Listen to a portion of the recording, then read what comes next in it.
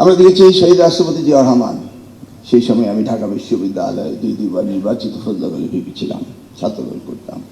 দেখেছিলাম তিনি কিভাবে ঢাকা বিশ্ববিদ্যালয়কে প্রাচ্যের অক্সফোর্ড বানিয়েছিলেন। সেই দিনগুলোতে আমরা এখানে লেখাপড়া করেছিলাম। তিনি ইন্টারন্যাশনাল হোস্টেল করেছিলেন এডুকেশন হাব বানানোর জন্য, রিভার্স ব্রেইন ড্রেইন করার জন্য। বিদেশ থেকে অবসর সময় অর্থাৎ ভ্যাকেশনে টিচাররা এসে এখানে পড়াবেন, আমাদের সাথে ইন্টারন্যাশনাল স্টুডেন্ট আসতো। আজ কিন্তু আমরা সেই পর্যায়ে নিই।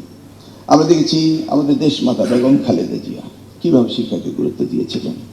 তার আপসীর নেতৃত্বে এবং শিক্ষা ব্যবস্থার যে ব্যাপক পরিবর্তন ঘটছিল, সেই পরিবর্তনের মধ্য দিয়ে আজকে দেশে 116টি প্রাইভেট বিশ্ববিদ্যালয় হয়েছে। 1992 প্রাইভেট অ্যাক্ট দিয়ে হয়েছিল ওপেন ইউনিভার্সিটি।